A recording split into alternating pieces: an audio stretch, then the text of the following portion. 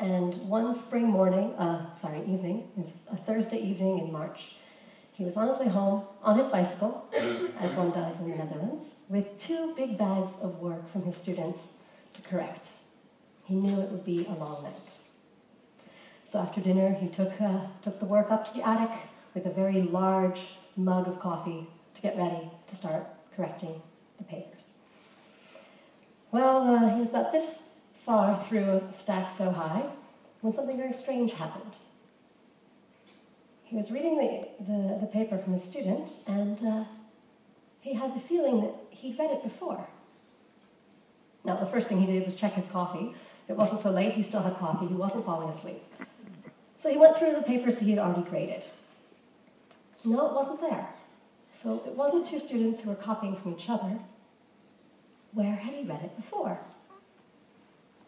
So it was 2003. He pulled out his laptop and he started to Google.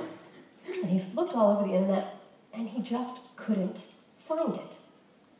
And it really, really frustrated him.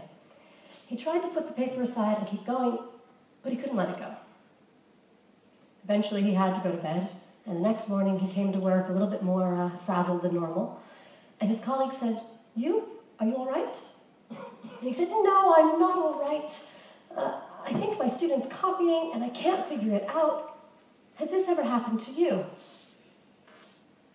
And the colleague said, well, of course it's happened to me, Eup.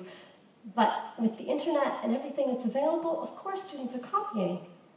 There's nothing you can do about it, just let it go. But Eup couldn't let it go. So that weekend, he found himself still thinking about it, and he called one of his friends, and they sat down together, and they started to create a program. And that was the beginning of Euphorus.